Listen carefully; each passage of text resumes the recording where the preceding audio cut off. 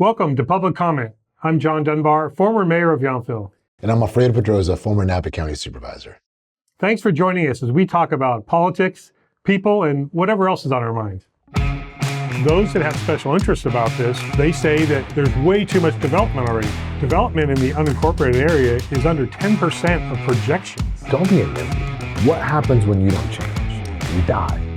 Alfredo, Public Comment is open. What are we going to talk about today? I think today we got to talk about NIMBYism, and we should define what it means. Not in my backyard, but how it's tied to this anti-growth stuff, man. And we dealt with it at the county. You've dealt with it. But I really think it's front and center to a lot of the issues we're seeing in our communities, man. So I think we got to dive into it. So whether it's talking about some of the projects that people are fighting, like the childcare stuff at Alta Heights, or the housing development, on Big Ranch Road, and people saying, seek what, challenges. I think we got to talk about all that. But what's on your agenda? I think it's a hot topic, actually, and it has been for a number of years. It used to be that CEQA, the California Environmental Qualities Act, was the main kind of weapon against any development. And there's some absolutely legitimate elements to CEQA to protect the environment, to allow reasonable growth.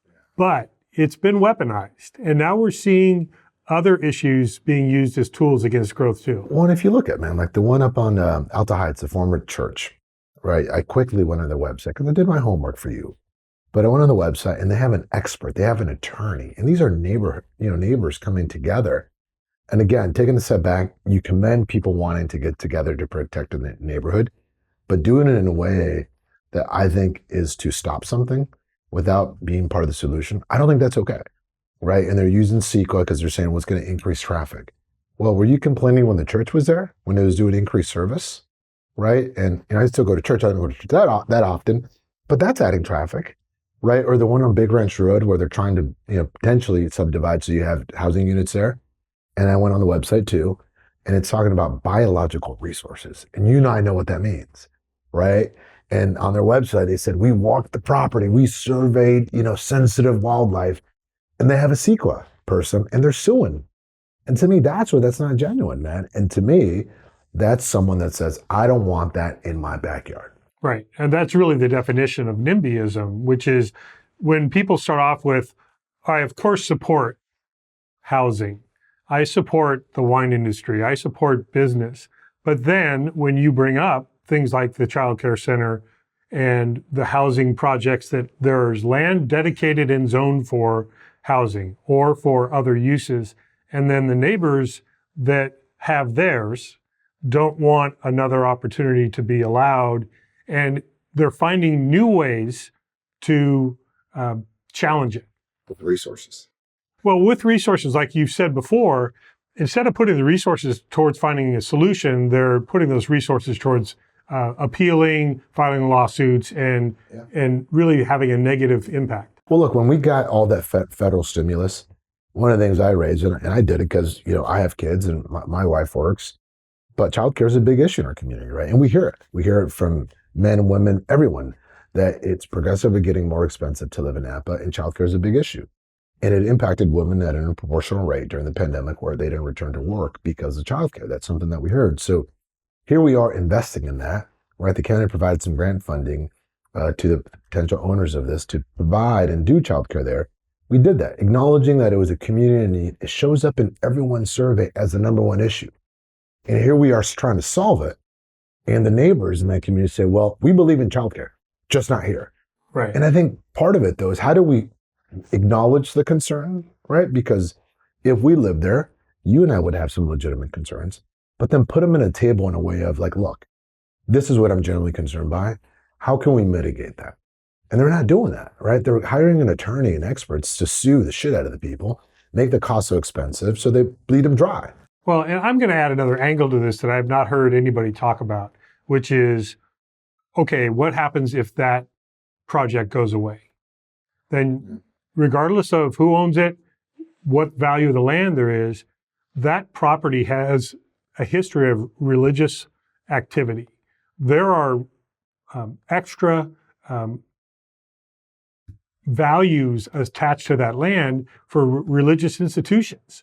We learned that in Yountville when the local community church, new ownership, they wanted to expand their activities to generate more membership and more revenue, and they wanted to do some things that were prohibited by the town in terms of special events and parking impacts in neighborhoods.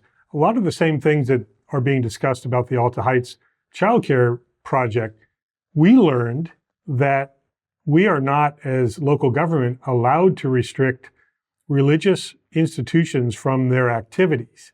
So it was a church, a place of worship. Yeah. The attempt is to have it be a childcare facility, as you've said, with a lot of that kind of need for families throughout the valley. If it were to be denied ultimately, and it reverted back to a religious institution, the neighbors might even have greater impacts that they had no authority over, and the city council didn't have any authority over. But let's also give credit. I think the city council did vote to support this, so I give them credit for doing the right thing and withstanding some neighbors that would express some concerns, right? So to me, that's good government. But it's, to your point, the process is getting weaponized where someone can go file a CEQA bomb, bleed them dry financially or through time, right? And that's intentional. And I think that's part of how we have to have a platform to challenge and expose, CEQA as a way of where it did have a good intention, right? Because there were things happening that were not being done right and were not being evaluated. But in a situation like this, it's beyond the scope.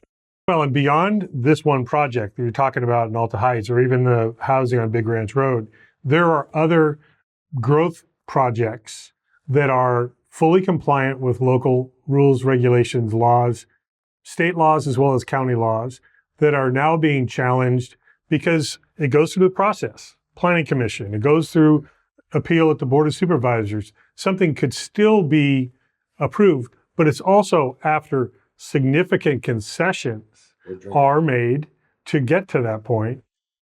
And then after all that, if there's an approval, somebody files a lawsuit. A neighbor files a lawsuit to say, I don't agree with the county. I don't agree with the city. I don't want that to happen in my neighborhood. But I think we're transitioning to the issue that we've all acknowledged, that behind NIMBYism is this anti-growth feeling, right? And I think that's what Napa's grappling with, right? Is we all have what we have, but we don't want anyone else to have it. And we got to call that out for what it is, right? And to me, whether it's the Alta Heights or the housing on Big Ranch Road or a new winery, it's people saying enough is enough. And I don't think that's fair, right? Like, I'm raising my family here.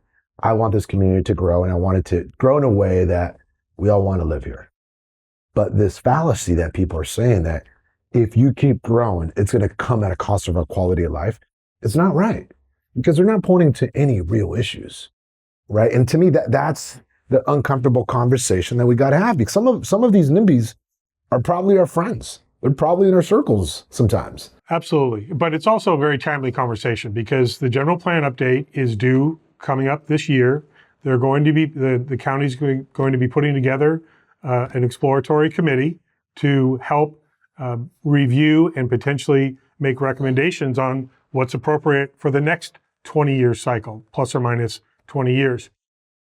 My concern is there are already decisions being made that violate the existing general plan's scope of work and vision for the valley. Yeah. You talk about the amount of growth that has happened. When you look at the general plan, development in the unincorporated area is under 10% of projections for the full 20-year plan that is close to expiring now. Yeah. Those that have special interest about this, which is usually folks that are against development, whether it be in the county or in the cities, they say that there's way too much development already, far below the projections, and the understanding needs to be what the facts are, not what the emotional responses are. We should get into that, but let's cheers. All right. Cheers I'm to ready to drink the again. general plan. I don't know that anyone's ever toasted to the general plan. But on that note, before we leave the issues of NIMBYism, because I think the general plan, we have to talk about it because we say it, but it's boring. And I don't think people know what the general plan is. But going back to NIMBYs and hiring their own experts and their own PhDs, and I respect people that have that educational attainment. So I'm not disregarding titles or experience or years of education. But what about being part of the solution? So like Alta Heights, if you genuinely have concerns about the vehicle trips, why don't you approach the applicant and say, look, can we work with you to make sure that when you're doing your drop-offs or your pickups, they're coordinating with other activities, so that way it's not creating traffic loads in our communities when we're getting home or when we're leaving, right? Because imagine if you're that person that's getting up in the morning, going to work, and all of a sudden there's more traffic in your neighborhood. I could see how someone may be concerned. But if you work with them, maybe you offset that. And I think that's part of what we have to shift to is don't cop out and take the easy way out. Just because you are fortunate enough to have the resources to hire a SQL expert doesn't mean you should.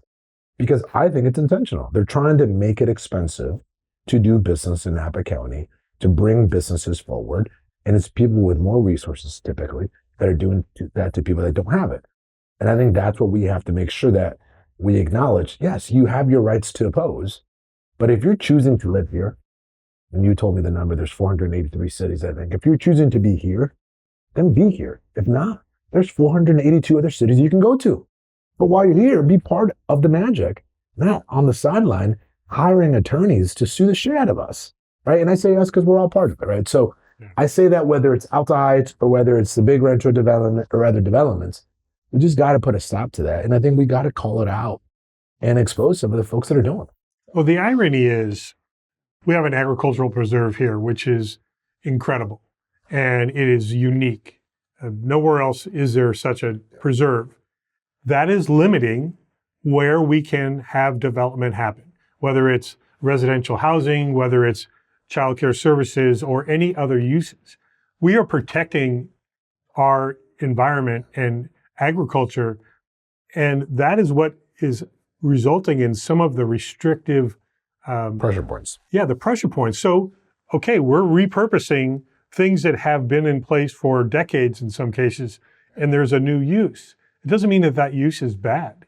It's actually in response to a current need or interest, but there's this attempt by some to freeze time, and each person is picking a different time in their past about that's what they liked better than today. How do you plan a community in that environment? I remember I was walking the Alphabet Streets right by Buttercream. And I think the previous hospital there was Parks Victory. I might be butchering the name.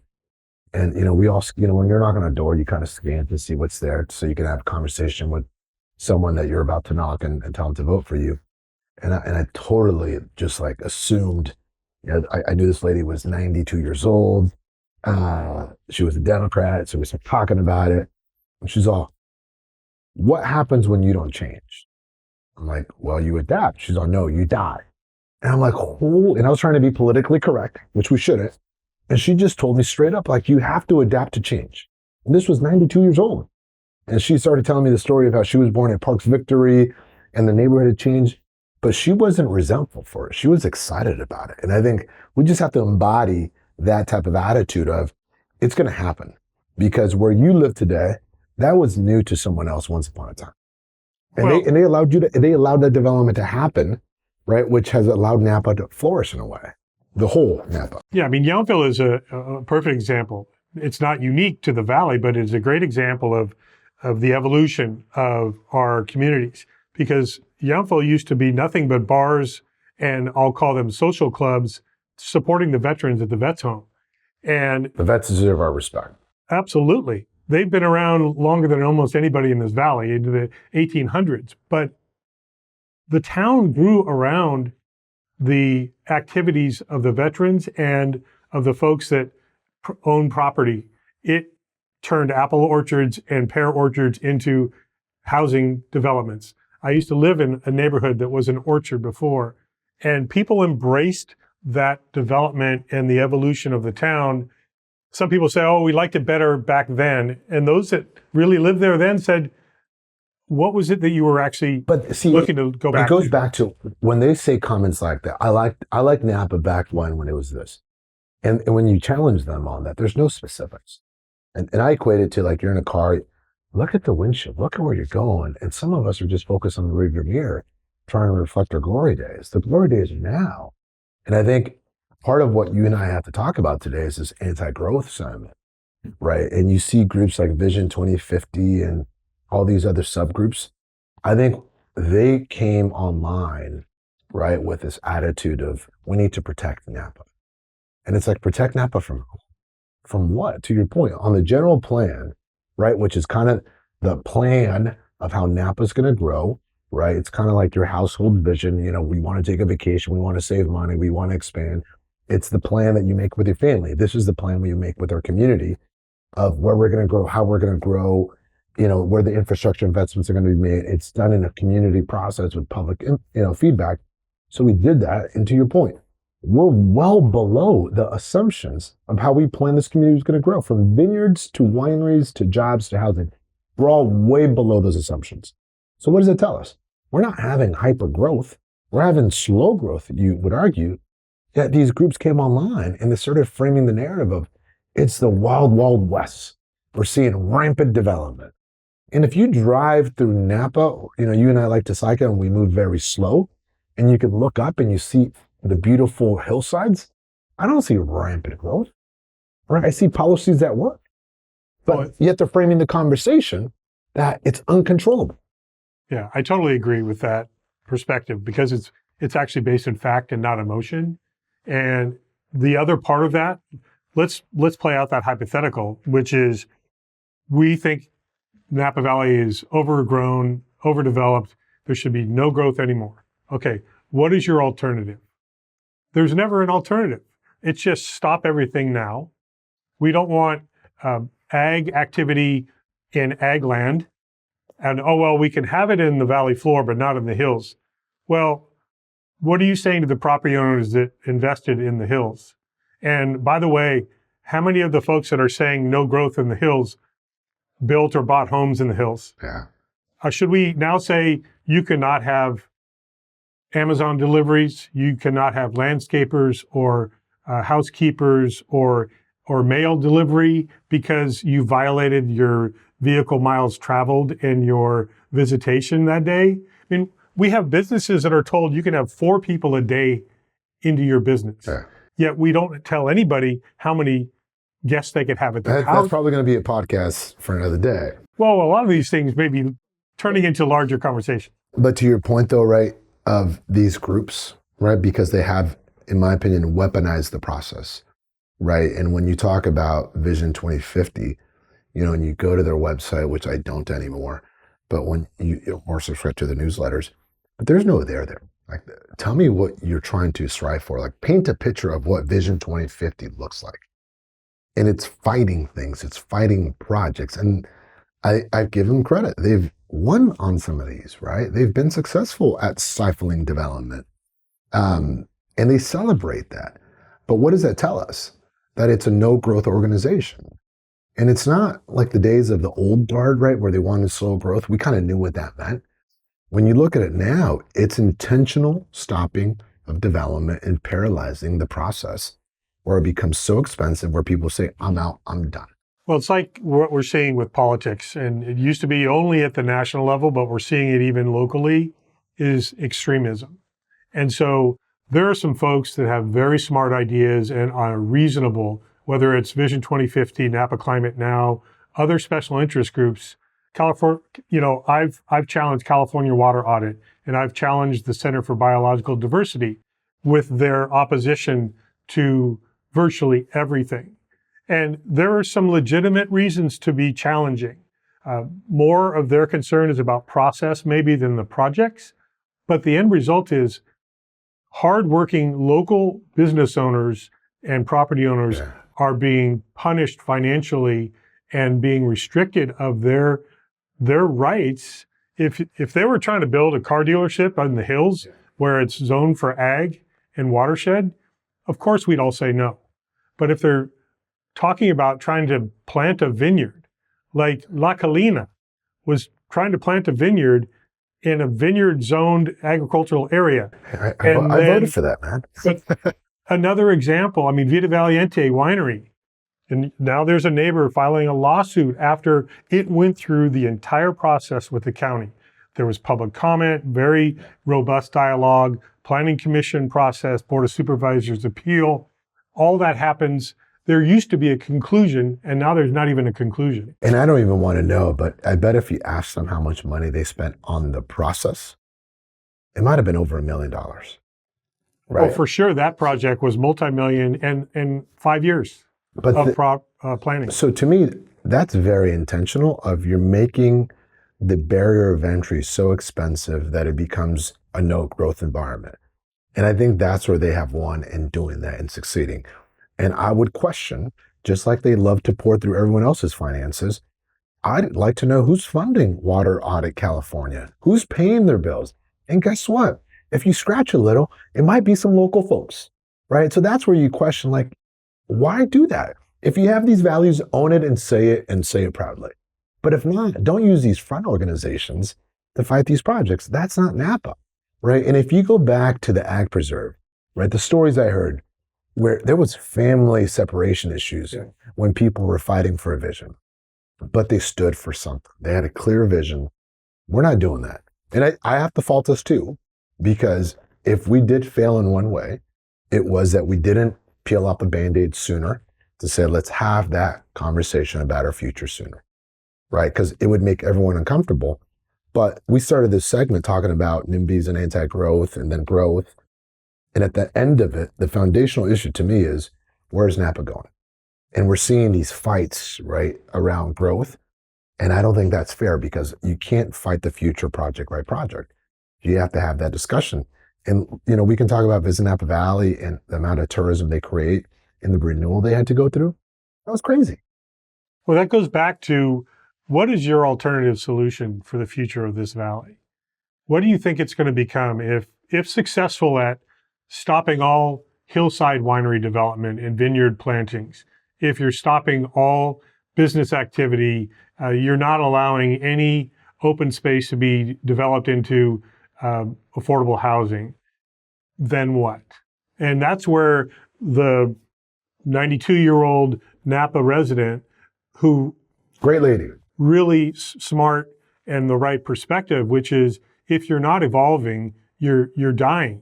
And we're seeing people willing to force other people to sacrifice their dreams in order to protect a person's self-interest. And that's not being community.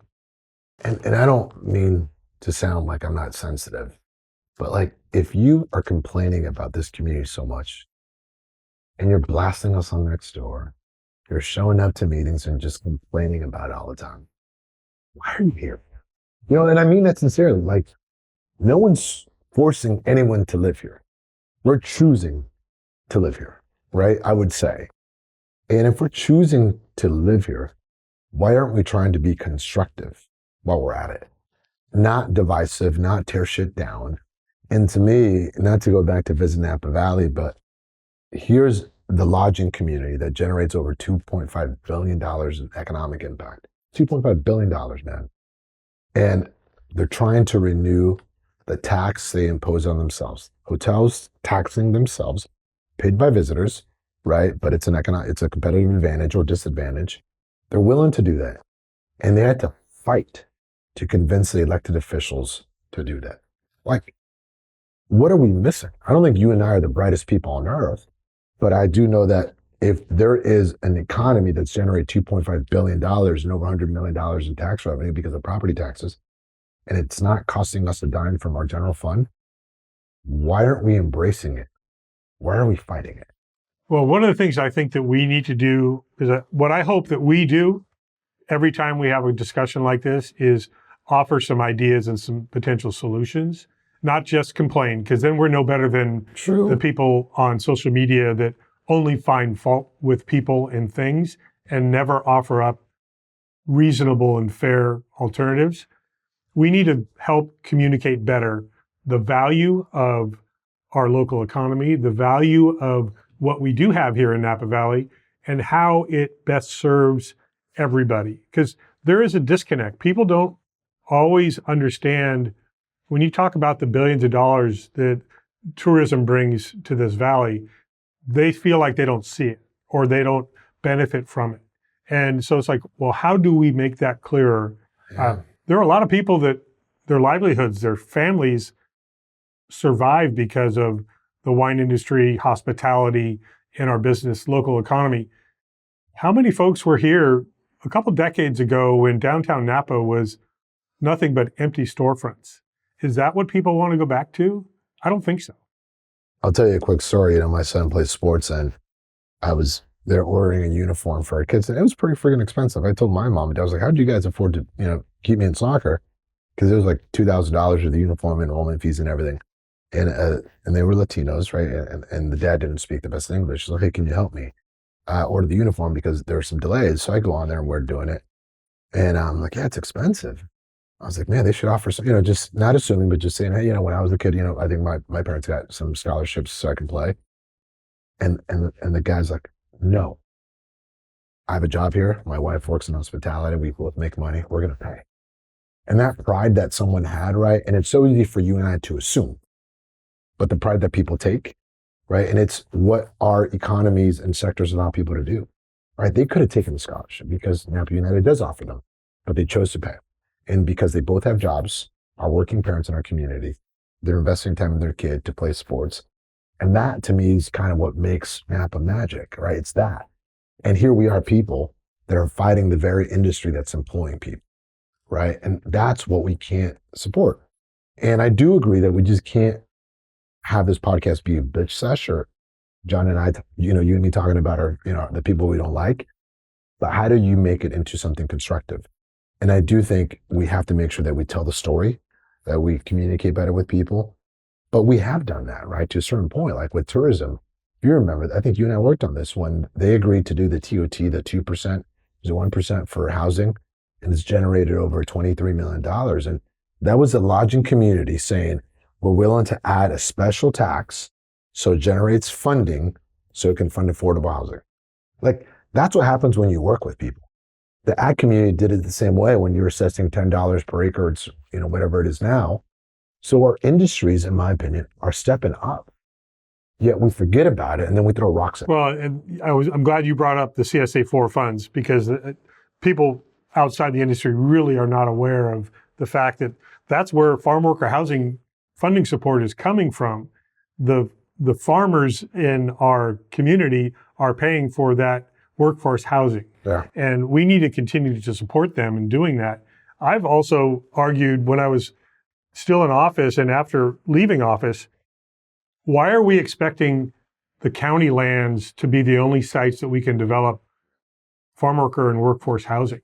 We should get the cities more involved. That's going to be for another podcast. And what I also want us to do in the future, and I know we're planning on it, is to invite people in to represent all of these ideas and interests that we're talking about today and we'll be talking about in the future, so we can really put faces and voices to those ideas. Yeah, don't be a NIMBY. If you're unhappy, own it, do something about it, talk to people. Don't come with your guns blazing, ready for a fight. Have a conversation. And I think you tell me, during your time in office, anytime you talk to someone that was doing business in Napa, most times they were willing to listen. They just wanted a fair treatment, a fair process. Right now, there's too much division and too much extremism. And when you ask people, they say, we want in the middle, kind of fair, centralized focus. What does that look like? And it's not just with the politicians, it's with the residents. We are one community after all. And I think most people want that middle, right? I do think most people don't want to be divided, but I think you have, and we have to acknowledge it, you have special interests out there that are feeding the division. And we've let them set the tempo of the public discourse. We need strong leadership and we need strong community involvement. I can toast to that. Public comment. NIMBYism to me, John, is just stuck in the past. And it's like you have the entire future right in front of you and you're choosing to go backwards. Well, it's like a shark, right? If you're not moving forward, you're dying. Evolution and change. I think that's what makes our community, this valley, so exciting and so attractive to live in and work in. But the negativity is just a drain on that energy. Right. You know, we've seen it when we were in office, people fighting projects, people fighting businesses that want to expand. I think we got to call it out. A healthy community is one that's willing to evolve together. And I think that's our frustration is that there are a lot of people that want to make that happen, but there's still a few people that are holding on to the past. Well, I want to take those people on. Let's do it.